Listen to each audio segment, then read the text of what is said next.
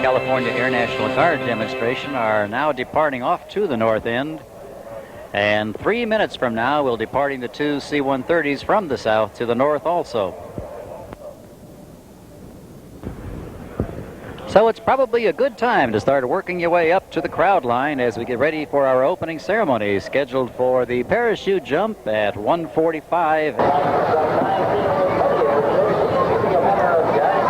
Down the number 3 position now, Chief Mike Fackety from the United States Navy SEALs. I've known Mike for some time, seen him at many air shows. He used to be a member of the United States Navy parachute demonstration team, the Leapfrogs. Would we all please rise? Gentlemen, if you would, remove your hats. Ladies and gentlemen, our national anthem.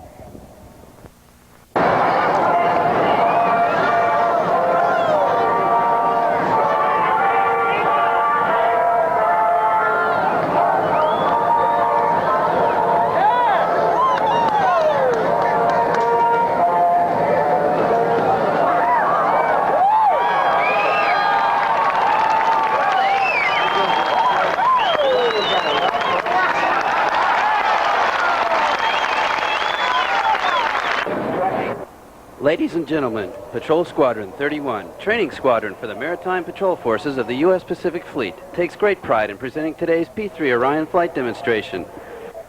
As spectators, you are privileged to witness today's P-3 flight demonstration, the first of its kind since 1974. The flight maneuvers you will see today are not stunts, but are examples of coordinated low-altitude tactics taught to all P-3 flight crews.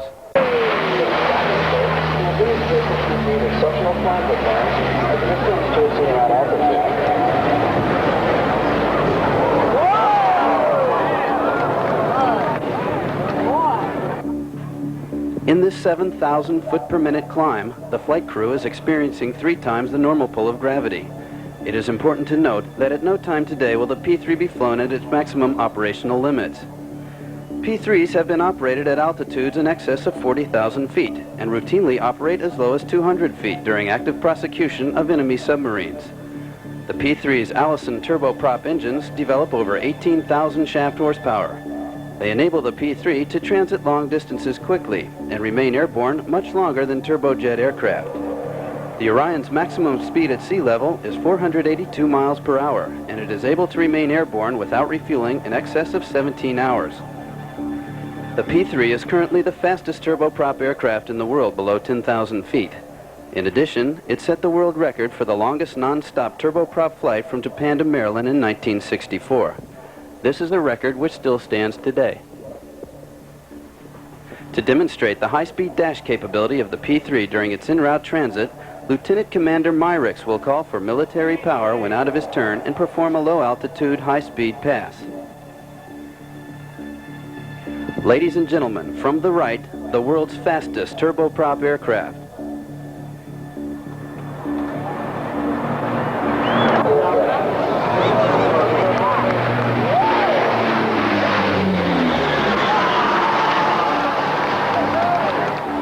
The aircraft has now arrived on station and will begin its passive search for the enemy submarine. The crew will deploy a pattern of floating sonobuoys, which will listen for the submarine as it attempts to evade the P-3. The sonobuoy field may cover an area of several hundred square miles during open ocean search. The flight crew's highly trained sensor operators, in conjunction with a tactical coordinator, or TACO, will progressively narrow down the area of probability using the onboard electronic equipment and computer systems. Having received orders from their operational commander to remain airborne as long as possible, the flight crew has elected to loiter one of its engines for fuel conservation. As they pass a beam, the grandstand, please look carefully at the number 4 engine closest to the grandstand, as it is secured by Flight Engineer Darrell Thane. If you watch carefully, you will see the exhaust trail from the number 4 engine stop, indicating Chief Thane has initiated the feathering sequence by shutting off fuel to the engine. Shortly afterward, you will see the propeller stop. Its blades move perpendicular to the starboard wing.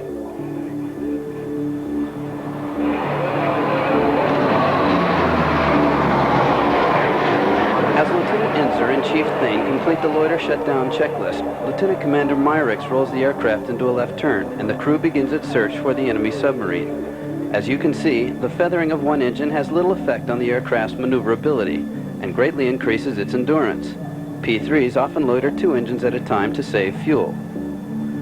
Co-pilot Lieutenant Mark Inzer has just received word from the aircraft sensor operators that the enemy submarine has been detected. In order to minimize travel time to its position, the flight crew has elected to restart its number 4 engine. Please take note of outboard engine number 4 as Flight Engineer Ron Reed performs an in-flight restart.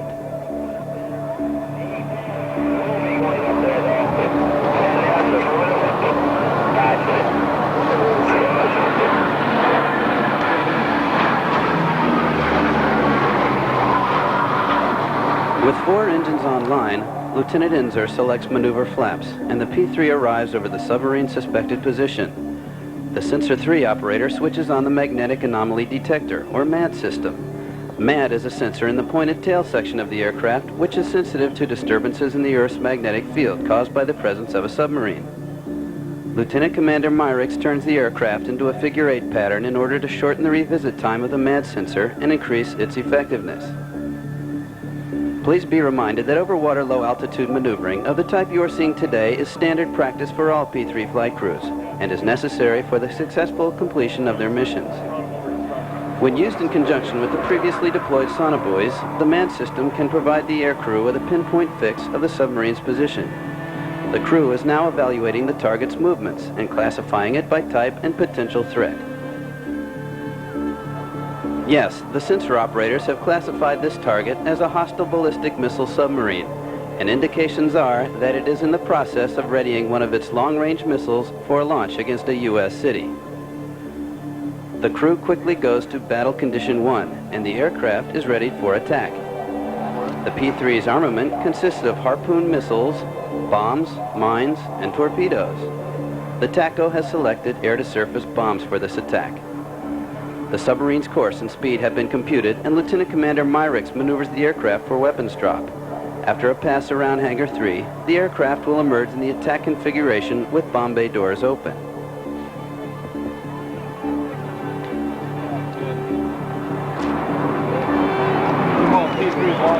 This, ladies and gentlemen, is the first thing an enemy submarine commander would see through his periscope.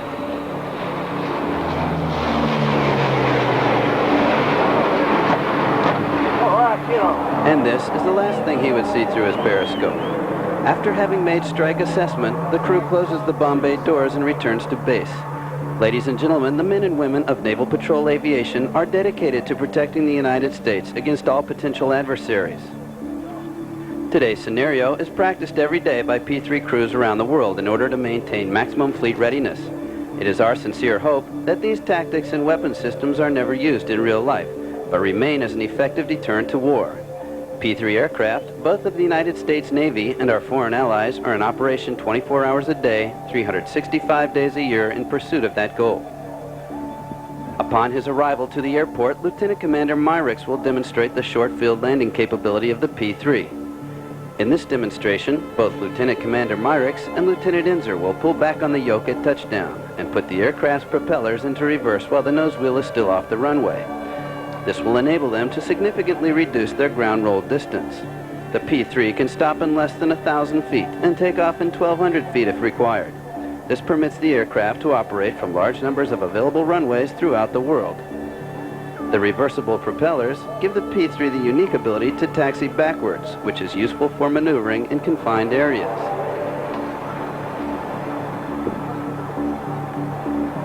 I would like to again introduce the members of the flight crew. Sitting left seat, the patrol plane commander, Brian Myricks from Huntington, New York. To his right, co-pilot Mark Inzer from Rockville, Maryland. And in the center, flight engineers, Chief Ron Reed from Nipomo, California, and Chief Darrell Thane from Bryan, Texas. Together, this flight crew represents more than 20,000 hours of experience flying the P-3 aircraft.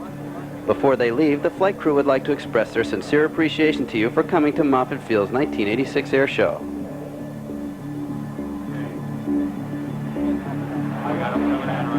This is known as the P-3 curtsy. I would like to recognize the following maintenance personnel of Patrol Squadron 31, for without whose support and technical expertise this demonstration would not have occurred. Aviation machinist mates, Chief Bill Maikai, Eduardo Benassa, and Roy Anilin. Aviation Structural Mechanics, Frank Petruzzi, Napoleon Paclabar, Wilfredo Nacion, and Dan Moreno. Aviation Electronics Technicians, Dion Walk and Tony Bowden. Aviation Electricians Mate, Frank Wozniak and Greg Sheehan. Aviation's Bosun's Mate, Steve Shupe and Norma Rubio. Ladies and gentlemen, the introduction of the P-3 Update 3 Orion aircraft into the Navy's inventory has greatly increased the patrol aviation community's ability to meet our commitments as one of the Navy's quick reaction forces.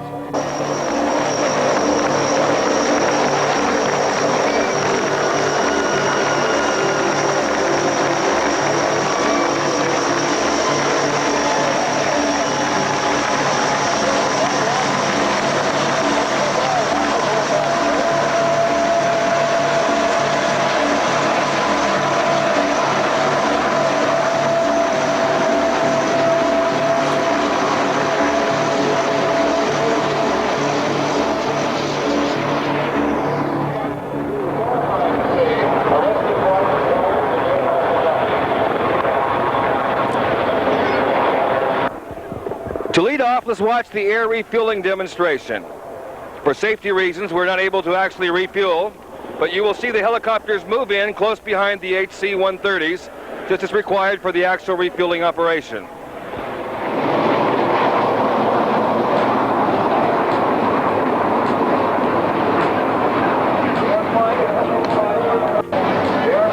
Based here at Moffett, the unit is known as the 129th Aerospace Rescue and Recovery Group. What that means is that the Air Guard is part of the U.S. Air Force and subject to federal active duty in times of national emergencies. But just as important, it also means the unit is part of the California National Guard, and they are standing by to assist in any natural disaster or emergency in the state, just by a telephone call from the governor.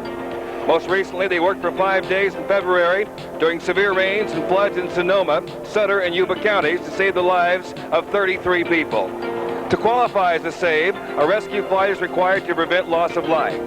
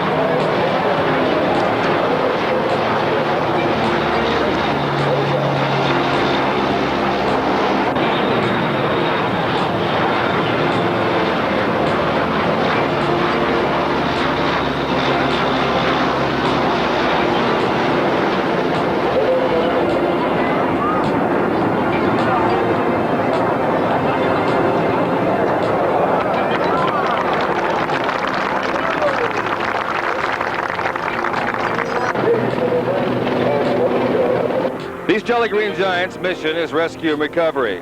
Manufactured by Sikorsky Aircraft, they're powered by two T-58 GE-5s made by General Electric. 1,500 horsepower in each engine.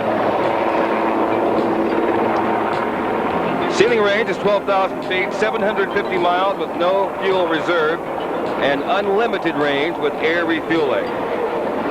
Maximum airspeed 165 miles per hour. They will show you vertical climbs and descents followed by circling sideways.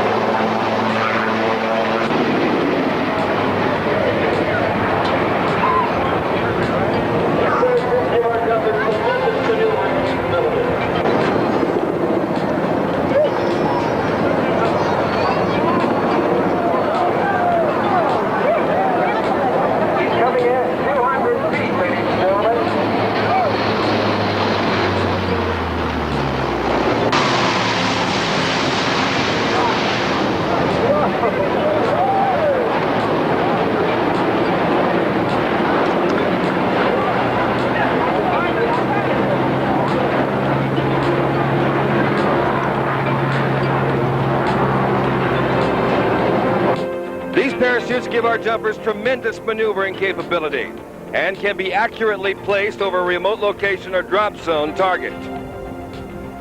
They began using these chutes within the past 8 months. Round chutes are used primarily for water jumps.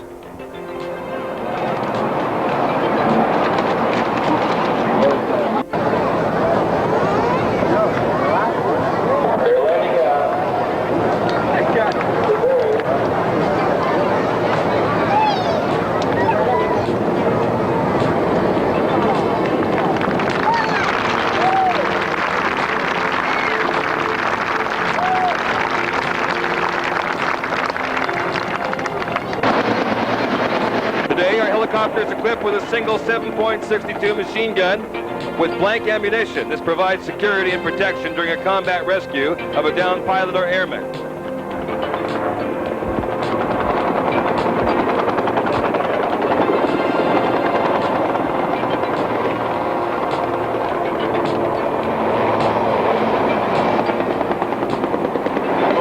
In a normal rescue environment, the helicopters will be backed up by other aircraft.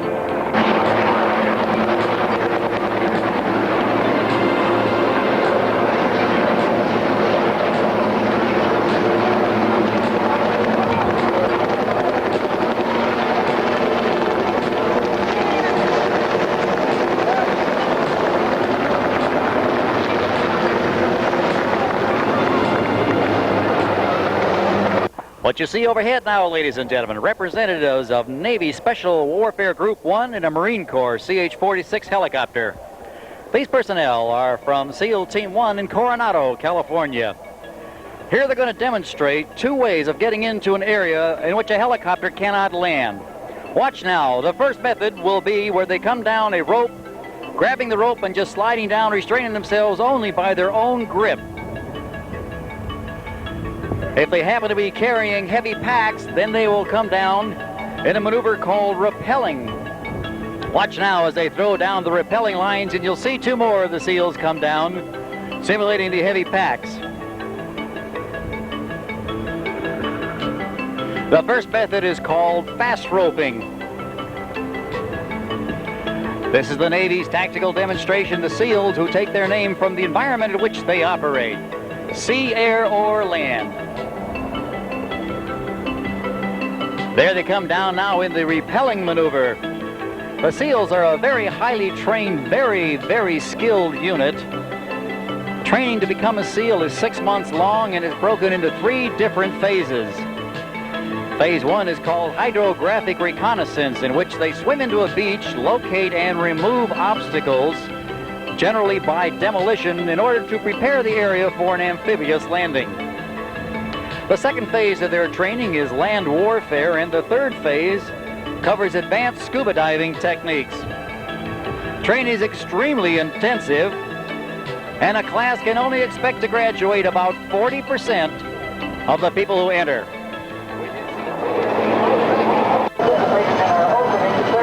Ladies and gentlemen, there you have it. The United States Navy SEAL.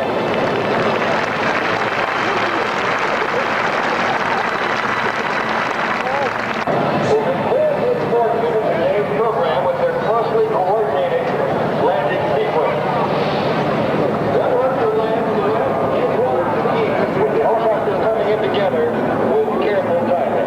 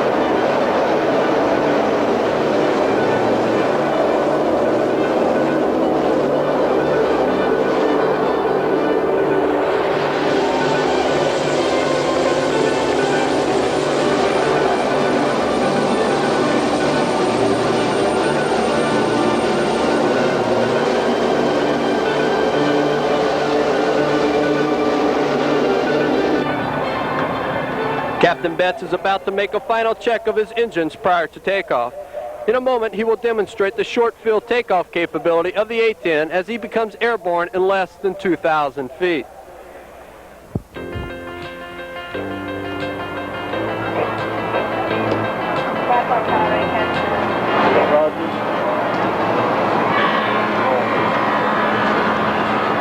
The A-10 is capable of taking off in less than 4,000 feet with a 16,000-pound munitions load. This short-field takeoff ability makes the A-10 uniquely capable of operating from small airfields and highways. The A-10's twin General Electric turbofan engines are smokeless and much quieter than other engines of comparable size. This is an outstanding aid in achieving tactical surprise when attacking from very low altitudes. An additional feature of the turbofan engine is low fuel consumption. In the ferry configuration, the A-10 can fly over 2,100 miles on its own fuel. With in-flight refueling, it is deployed without any en route stops to the European theater. The A-10 was designed with survivability as a key feature. The pilot, as well as the critical flight controls, are surrounded by a titanium bathtub designed to stop up to a 37mm anti-aircraft shell.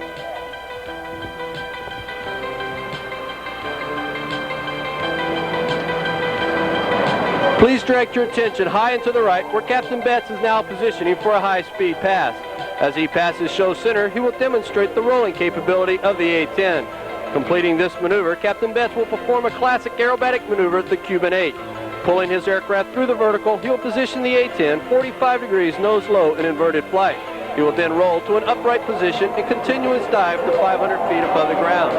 Captain Betts will then initiate a second 6G pull and repeat the maneuver in the opposite direction. Follow the path of the A-10 through the sky as it inscribes a figure 8. In its close air support role, the A-10 will deliver devastating firepower to destroy targets in close proximity to our ground forces. It can carry a wide variety of modern weapons, including highly accurate precision-guided munitions such as the Maverick missile and laser-guided bombs.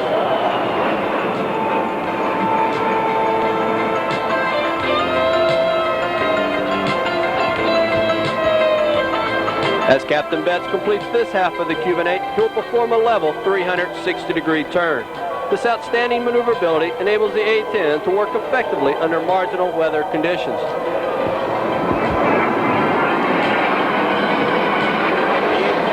A-10 is only 1,600 feet. This tight turn radius allows the A-10 to deliver forward-firing ordnance from long ranges and then turn to avoid overflying the threat.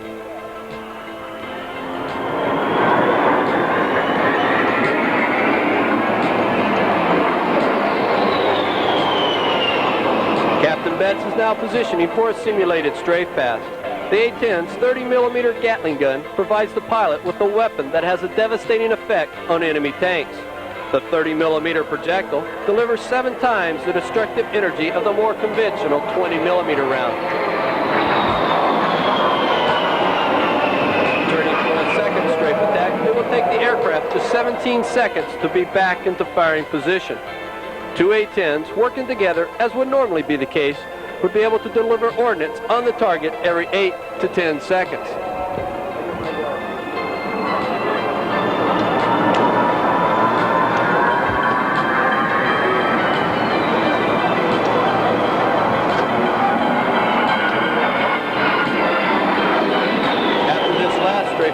Captain Betts will perform a jink-out maneuver that is designed to spoil the tracking solution of enemy ground gunners.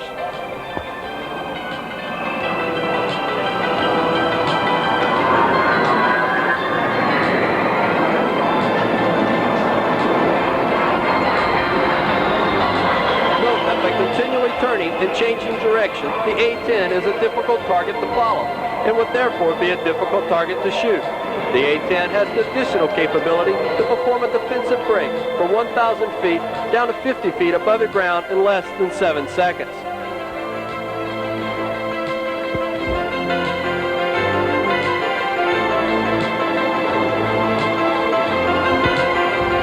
Captain Betts is now positioning his aircraft on a downwind for a final approach. This first landing pattern will demonstrate the normal landing configuration of the A-10. The normal final approach speed is 120 knots.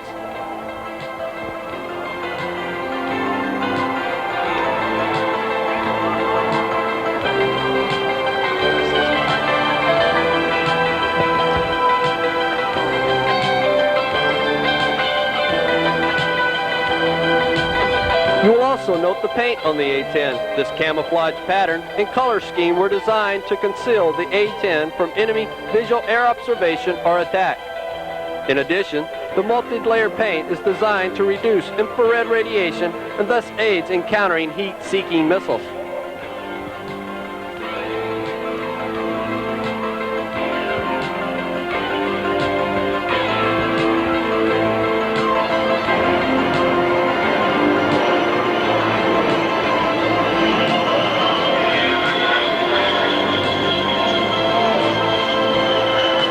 Up into a closed traffic pattern, Captain Betts will demonstrate a short field landing.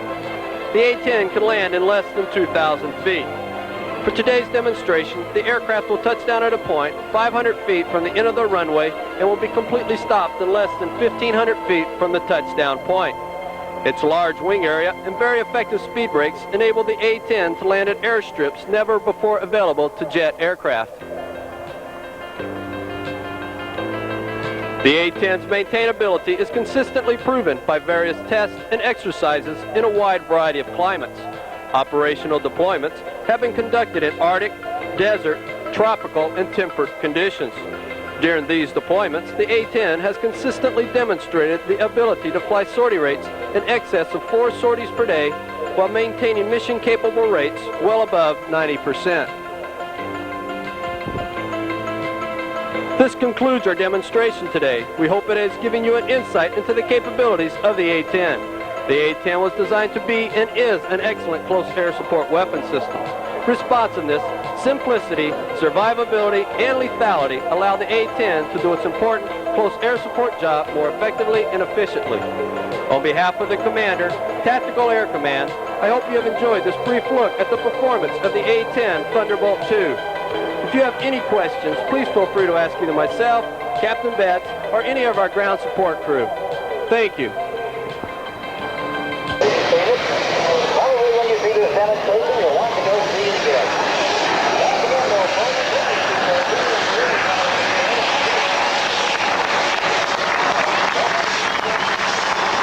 Starting out the takeoff roll now, max power takeoff followed by a max performance climb right after liftoff. Ladies and gentlemen, the F-14.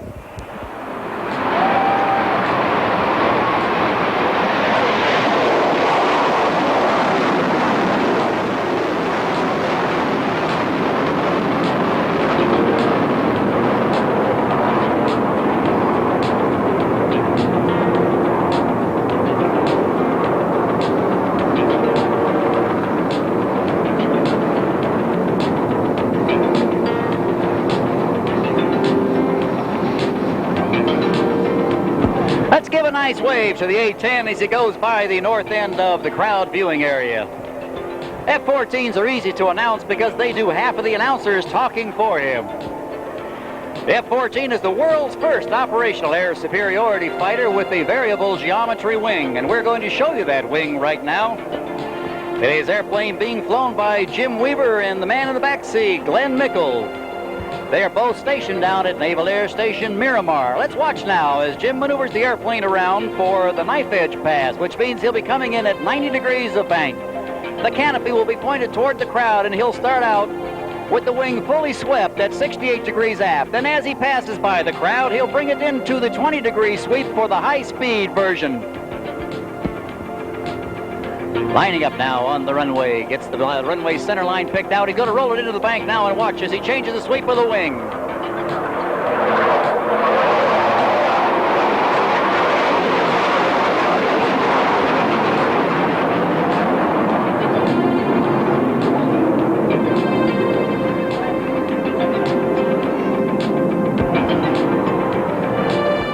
Because of the initial high speed, he started out with a full sweep aft, then moved it to the full sweep forward. Jim now breaks off into a maneuver called a 90-270 turn, which is just to maneuver the airplane to come back around from our left to our right. Watch now, he'll demonstrate the minimum radius turn with full afterburner. Do a 360-degree turn right in front of us with a radius of less than 2,000 feet in the turn. Once you see the smoke disappear from the tailpipes, you'll see the afterburners are lit.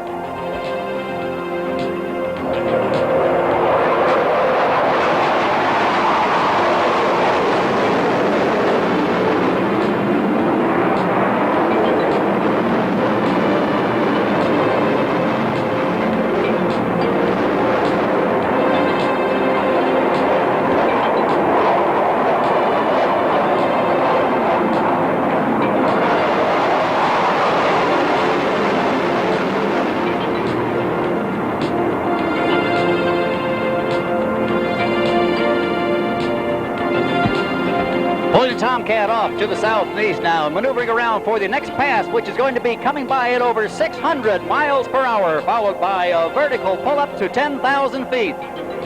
Lining the airplane up now, he's going to sweep those wings back to the 20-degree point now for the high-speed pass as the Tomcat comes in from our right to our left. Watch now for the pull-up to 10,000 feet, which will only take him less than a minute.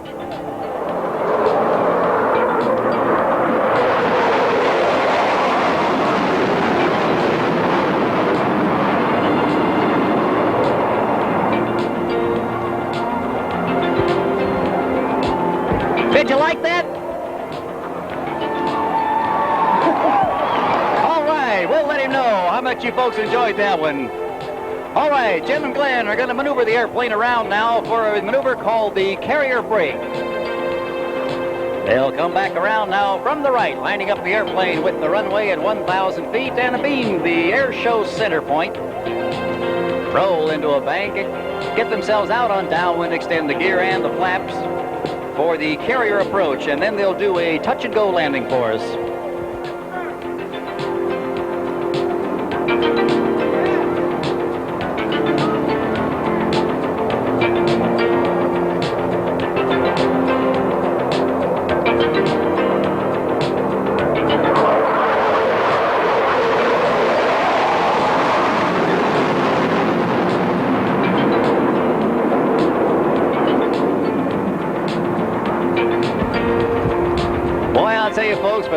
have video cameras, you ought to be getting some great shots today.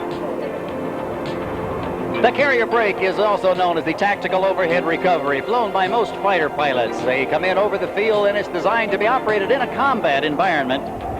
Keep them in close to the field in the event. The area outside of the field is not too friendly.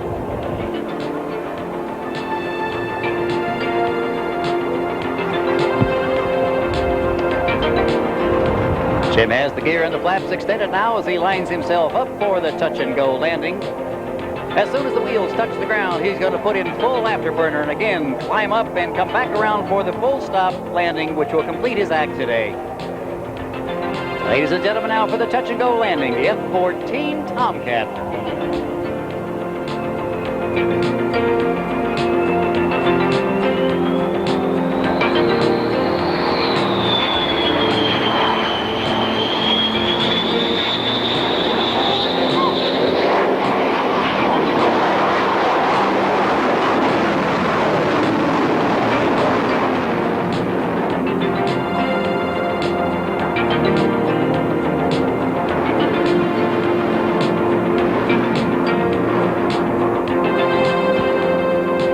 Those of you folks out there who might fly light airplanes or airplanes of any type know how difficult it is to do a go-around from 3 feet off the ground. Showing us again the immense power of the F-14. Also under development now is the F-14D model, which is going to begin service in the late 1980s.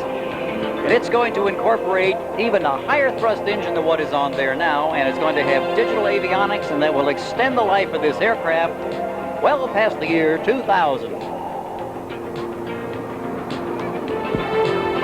And of course, ladies and gentlemen, one of the purposes of having you all out here today is to demonstrate to you, the tax-paying public, what the hardware is that the military has for our defense, and they want you to see it because you paid for it. So we want you to enjoy what you're seeing today, and we certainly hope you appreciate the capabilities of today's modern military. Jim's now going to line the airplane up for a full stop landing. He's going to demonstrate a minimum run landing for us. As soon as he gets on the ground, it'll be full brakes. He will come to a stop before he gets to Air Show Center.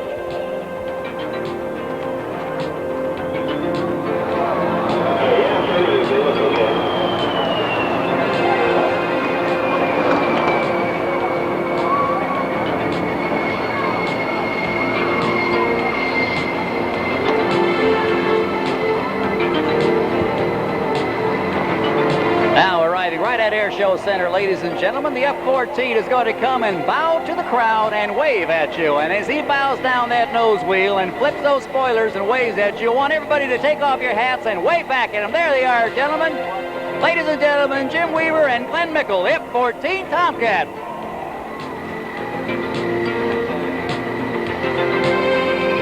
And we still have more air show to go. Coming up at 3:05, we're going to have the German demonstration team flying their F-104s, the Vikings.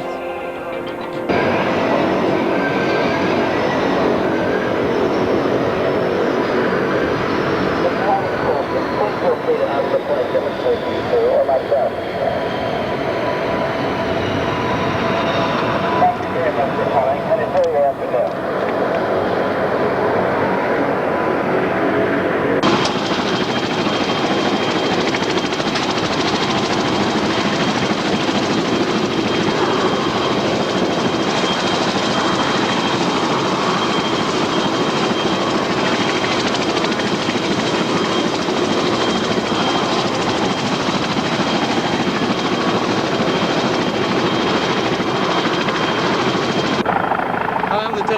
I'm with PAQ 135. Yeah, I'm Lieutenant Tom Burke, ECMO, Electronic Countermeasures Officer, and we fly the EA-6B. Welcome to the Moffett Air Show. Behind us is the EA-6B Prowler. It's used by the Navy for electronics, countermeasures, electronic warfare type of things. We're a support aircraft. We're used in conjunction with the A-6, the A-7, and the F-18 to go in and do what the Navy does best. I'd like Tom Burke here to go over and tell some of the things about what the plane can do and its capabilities. The mission of the airplane is to jam enemy radars, and we carry pods to do that. For example, this pod right here we can tune it to jam enemy radars. The idea is to hide the striker from detection so they can get in and do their job. This aircraft is similar to ones that supported the strikes in Libya. That's about it. The four-seat aircraft carrier-based, every carrier has got a four-plane squadron of A6Bs to go along with the A6s, F-14s, A7s, or F-18s. And this here is the front of the EA-6B. Housed in the nose is the radar. EA-6B is very capable at low level formation flying and going in with the strike group. We have a radar in the front, kind of find what's in front of us in bad weather, going with the A6s and that type of a raid. The thing you might notice on most carrier-based aircraft is how heavy-duty the landing gear are. Compared to an Air Force plane, it looks pretty awesome. The reason that our landing gear is so sturdy is because when we land on the aircraft carrier, it's more of a controlled crash than a normal landing, like you see the Air Force do. We don't flare when we come in. We fly the plane all the way down to touchdown, and as soon as we hit, we go to full power and just hope that our hook grabs a wire. If the hook doesn't grab, then we go around and try it again. Sometimes we get to try it many times. I think most people wonder about the EA-6 and the A6 is what's this big thing hanging off the front of the airplane up there? Well, that's our refueling probe. We can refuel off of A6 tankers, A7 tankers, the Air Force KC-10s, 135s, anything that can refuel, we can go and get gas from them. Also, you notice the cockpits are set up a little different than most tactical aircraft. Up in the front left, that's where the pilot sits, that's where I do what I do. And in the back is where the NFOs sit, the electronic countermeasures officers, and that's where they do their electronics work that they do is from the back there. One thing a lot of people don't know is some of the limitations and the characteristics of the flying aspects of the EA-6B. EA-6B is capable of over 600 miles an hour at sea level. It's not G limited like most people think it is. It can pull 5.5 or 6 Gs just like the A6 can. And it can perform its mission throughout the flight envelope. The electronics gear is not limited to straight and level flight. I'd like to turn it over to Lieutenant Burke to talk about some of the electronics. The airplane, to do its job, it's got jamming pods that we carry. We can carry up to 5 of them, and this is one right here that we typically carry. These are, think of it as a big fuzz buster. We jam radars just like police radars or whatever. And the tail of the aircraft are the receivers to pick up radar signals. The airplane is real capable, very flexible. That's why we have 2 operators in the back seat so we can make changes in flight. That's about all I can really go into right now. Ladies and gentlemen, from the right, the Lockheed F-104G Starfighter. The Viking team has been in existence since 1979. And at the present time, they're the only team in West Germany, and they are the last unit in the world to be flying the F-104 Starfighter.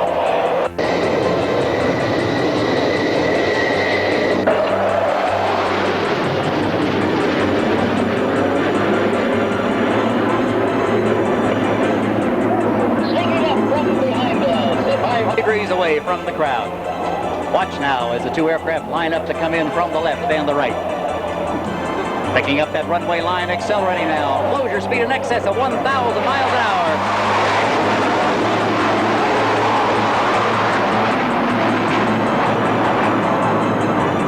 Now what you're going to see, ladies and gentlemen, is some very precise formation flying. The lead aircraft is going to execute a touch and go. The other aircraft is going to fly alongside the runway, right alongside of him without landing, and matching speed and position with this. Watch now as they do the touch and go. The other aircraft coming by now, and then both aircraft will pull up the downwind.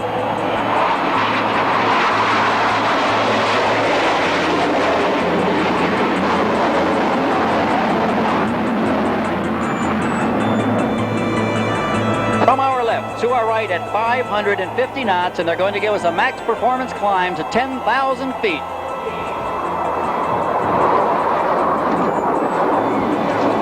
And I guarantee you, folks, you're going to hear some afterburners on this one.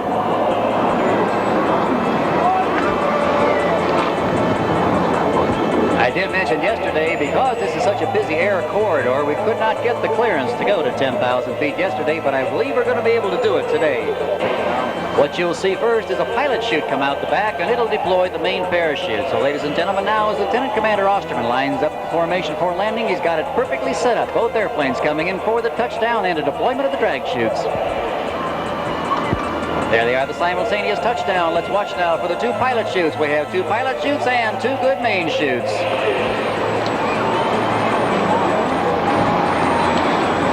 Lieutenant Eric Etzel, and this is an F-18 from NAS Moffett, California, the world-famous Gold Dragons VFA 192.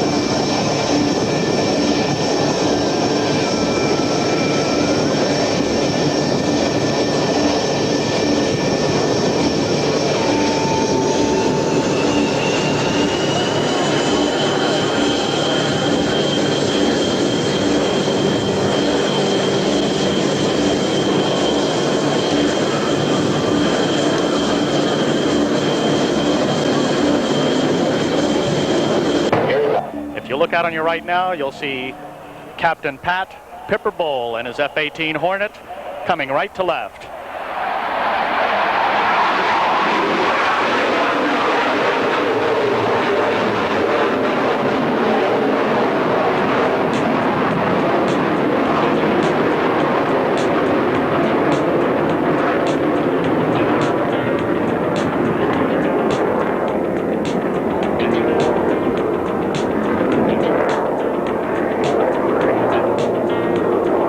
Down and around, Captain Bowl will honor a level left-hand turn, sustaining his altitude and airspeed while applying high G's in the F-18 Hornet.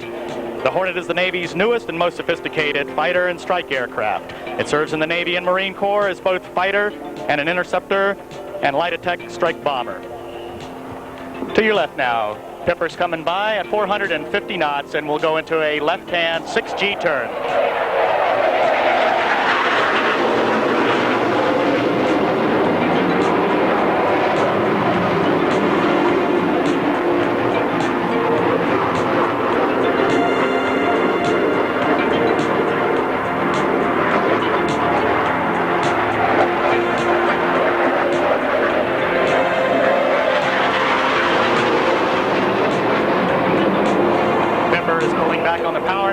Decelerates through 250 knots on the downwind. He'll lower his gear, flaps, and a resting hook, and he'll come by us left to right in an aircraft carrier landing configuration. As a fighter, the F-18 Hornet performs missions as a fleet defense interceptor and close-in dogfighter. In its attack role, it performs power projection, war at sea, surgical strike, close air support, surveillance, and reconnaissance functions. The Hornet weighs in empty at 24,000 pounds and has a maximum gross weight capability of 52,000 pounds. It can approach speeds of twice the speed of sound and fly at speeds slower than 100 miles per hour. It's powered by two General Electric F404 turbofan engines, which can produce 32,000 pounds of thrust and maximum afterburner. To demonstrate his wave-off and bull performance, Captain Bull will select full afterburner and will clean up the aircraft while accelerating to 280 knots.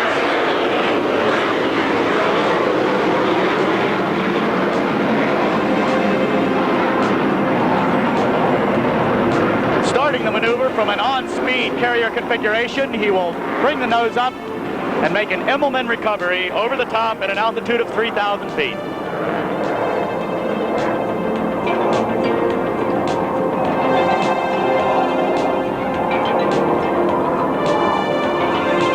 As Pipper weighs in today at a maximum weight of 29,000 pounds, he has greater than a 1-to-1 thrust-to-weight ratio, which gives him the capability to accelerate his Hornet into the pure vertical.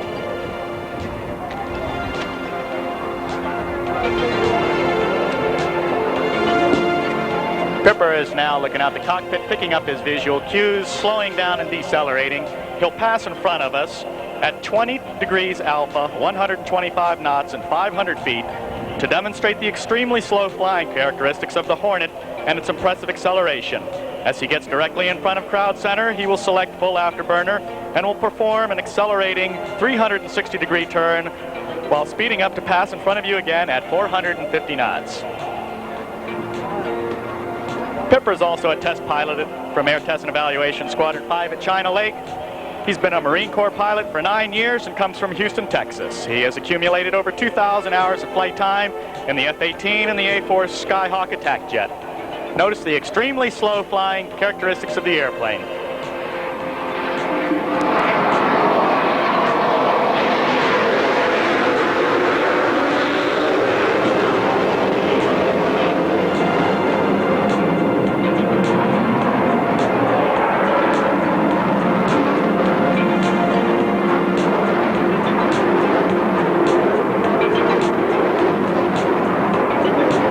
Comes around again in front of crowd center, he will demonstrate to you the enormous energy addition rate of the Hornet as he raises his nose to 30 degrees and rolls into his 7G climbing spiral.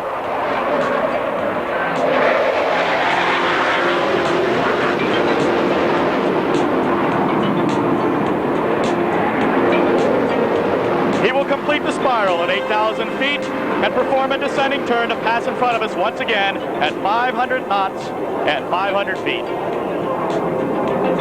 No, he doesn't roll his thing.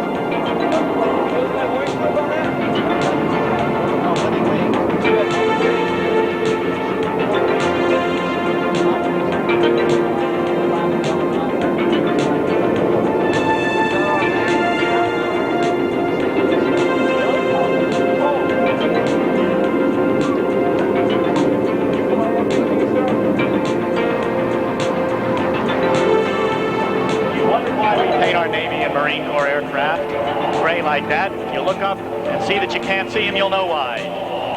With this new Navy tactical paint scheme, which was computer generated, it makes the aircraft very difficult to see against most any type of background. The porosity of the paint scheme also makes it not very radar reflective, and it makes it very corrosion resistant. We have to worry about corrosion because we take a lot of salt spray over the deck of the aircraft carrier while at sea.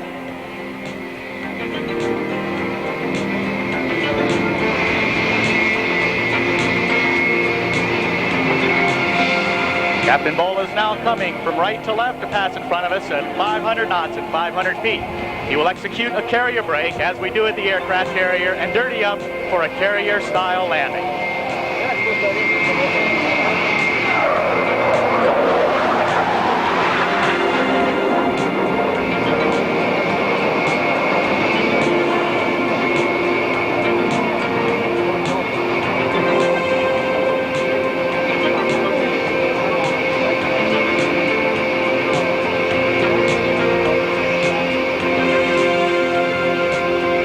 This advanced naval aircraft is not only capable of high performance, but has avionics and equipment to enhance its combat and strike capabilities. It has part graphite structure and fly-by-wire control system. Without moving his hands from the throttle or control stick, Pipper has within reach of his fingers every switch necessary to engage in air-to-air combat or ground attack. The array of instruments, once commonplace in high-performance aircraft, is replaced by cathode ray tube displays, and all vital information is available on the head-up display, which enables Pipper to be aware of the state of his aircraft without taking his eyes from the target. The Hughes AN APG-65 tracking radar is able to track accurately multiple targets. Pipper now has acquired the landing environment and is on speed for a carrier approach.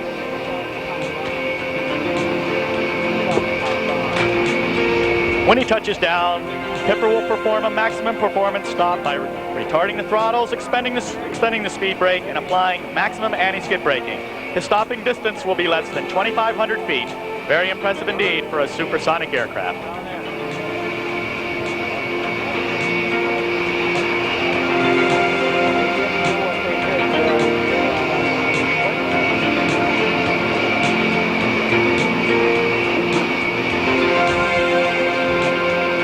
The Naval Weapons Center at China Lake is responsible for the development and certification of F-18 software in this software-intensive aircraft.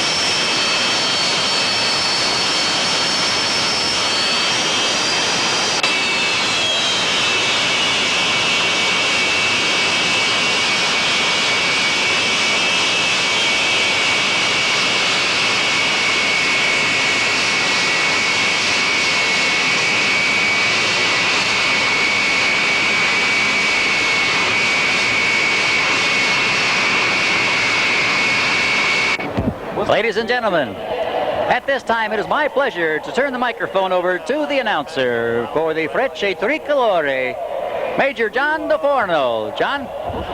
Thank you, ladies and gentlemen. This is Major Gianfranco DeForno, the narrator for today's Frecce Tricolore Air Show.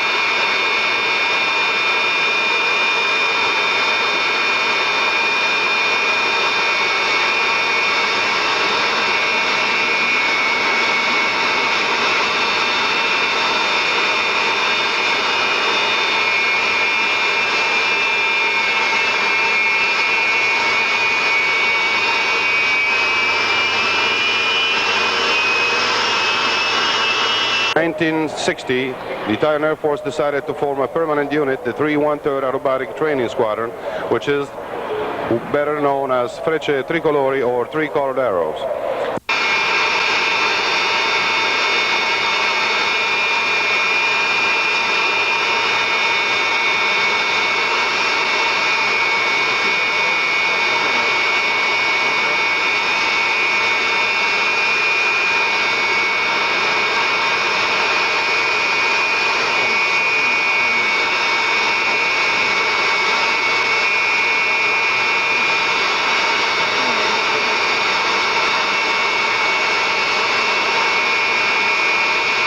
The formation of today is Major Mario Naldini as number 1 on takeoff roll now. You'll watch the second section being airborne before the first section to avoid the jet wake.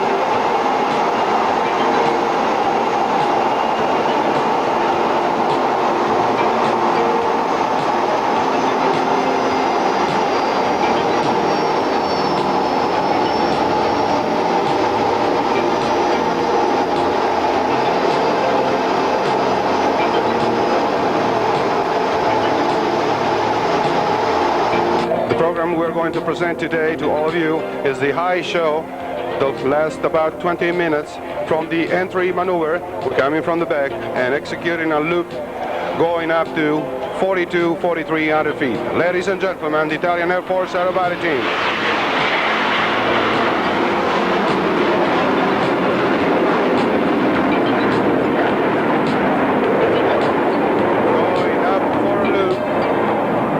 About 4,300 feet and out of the loop.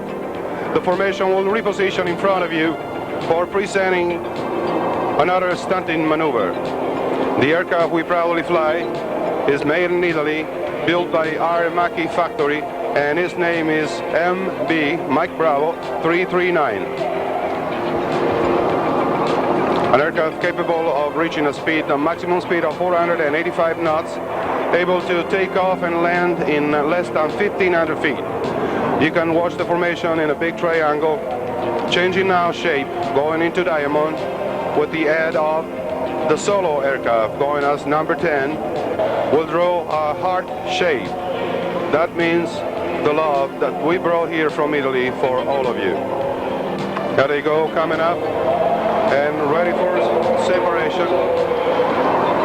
Separating now, and the solo departing from the formation, going into the cardioid.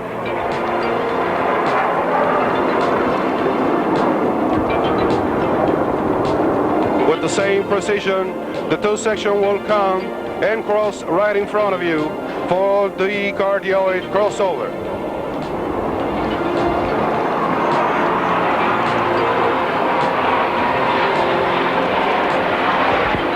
And the solo crossing the formation.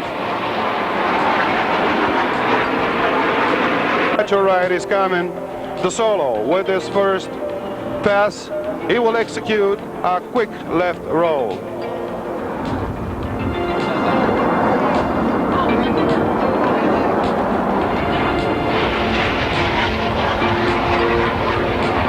Solo departing to your right, and the formation is coming again at your left this time.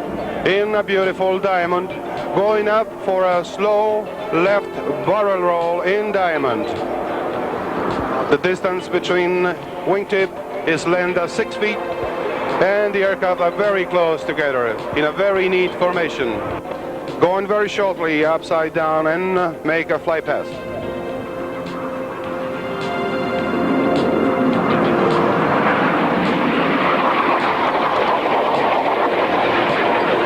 Now to the left, the formation is coming again. No void times, no dead times in between each maneuver. Let's watch this one.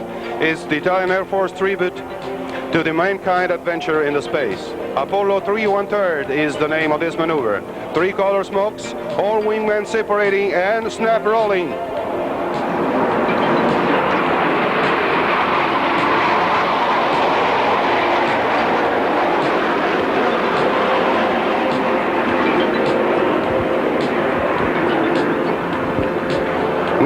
both sections looping. The section of 4 aircraft a little higher, and out of the loop to join up again. And immediately after their departure from the field will be time for the solo to come again and present a 4-point roll.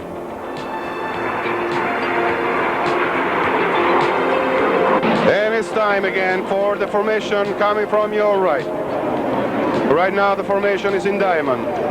Number 4 and number 5, the second left and right wingman, will roll back to a new shape of formation. We call it wine glass. 4 and 5 rolling back to wine glass. There they go.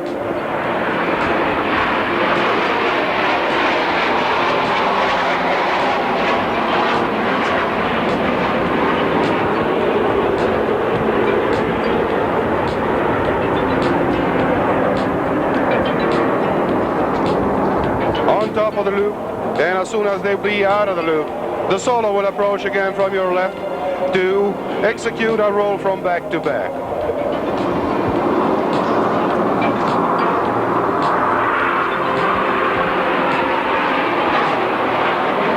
There the solo, wide smoking, going upside down, and then a roll from back to back.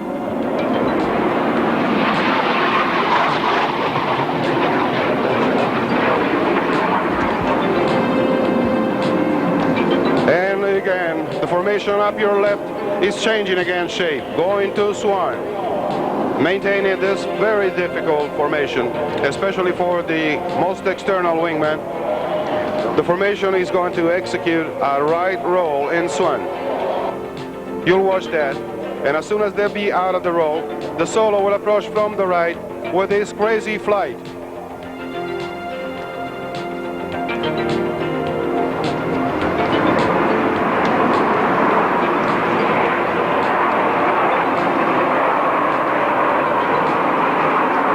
Solo is coming from your right, the crazy flight, a maneuver established to show the flight characteristics of the MB339, a true jewel of our aeronautical industry.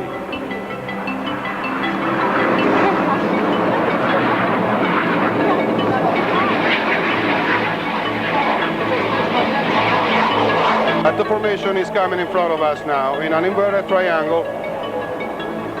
Color smokes, going up for a loop, changing formation on top of the loop, and out of the loop have the Arizona break.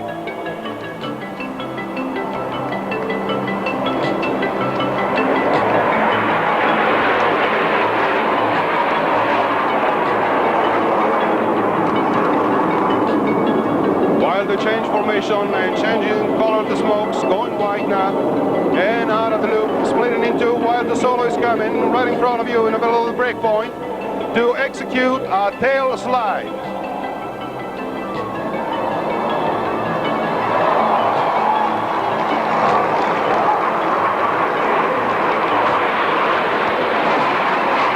Watch the solo. It's coming down on his tail. Speed was 0, going up to speed again and full control.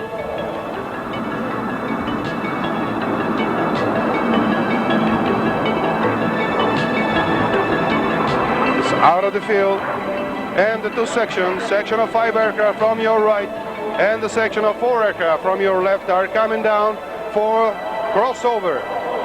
This time, well, not with limp wing levels, but they will cross in descending turn. Coming again from your right to do a very slow roll.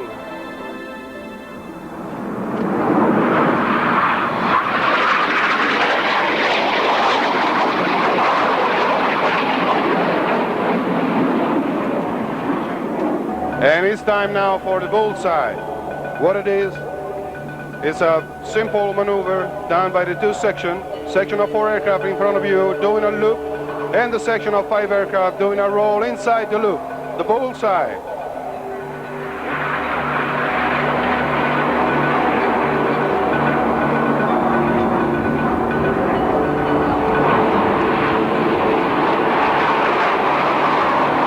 Solo is coming again from your left, this time for a series of quick rolls and a 360 degrees high G turn.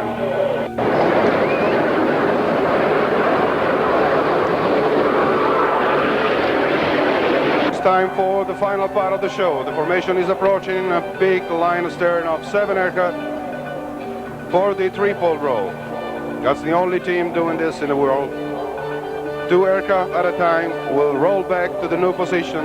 7 and 8 will be the first 2, and then 2 and 3 and 4 and 5. Color smokes, the triple roll.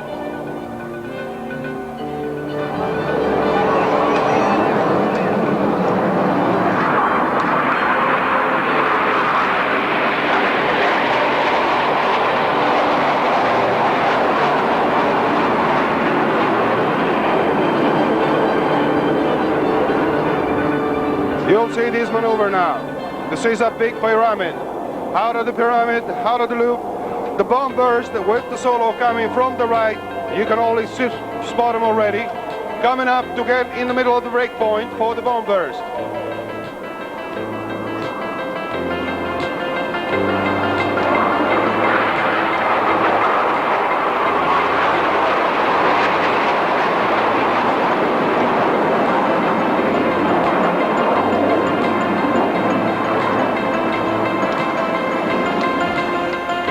And now, all 9 aircraft will come back and proceed back to the center point of the air show for the crossover.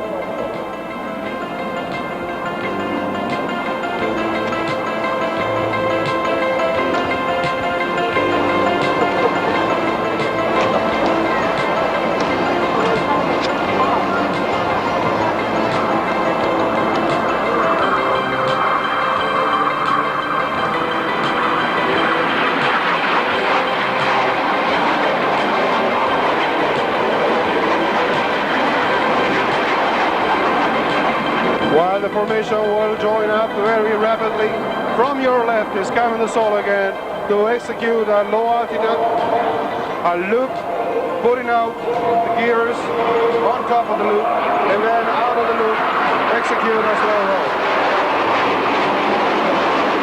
But you can see up your right, the formation is already joined up and is coming down for a half a Schneider, about 180 degrees turn in diamond, while the solo is preparing for showing to all of you the unbelievable Lomshova.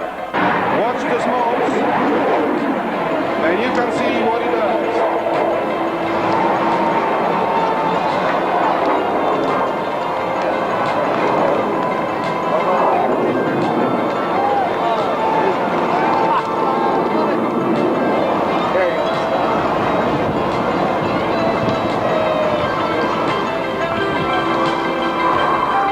And now he goes on a 360 degrees.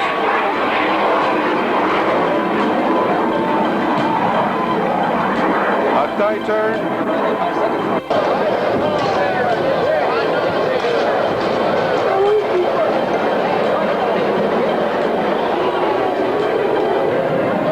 And the solo now is going to be coming from the right to fly under the formation that is passing from your left with the color smokes, the Italian flag. This is the time where the pilot will give a quick look out of the cockpit.